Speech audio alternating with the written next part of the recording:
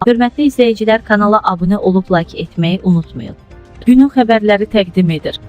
Yaxın günlərdə bəzi bürcləri gözlənilməz gəlir və maddi bolluq gözləyir.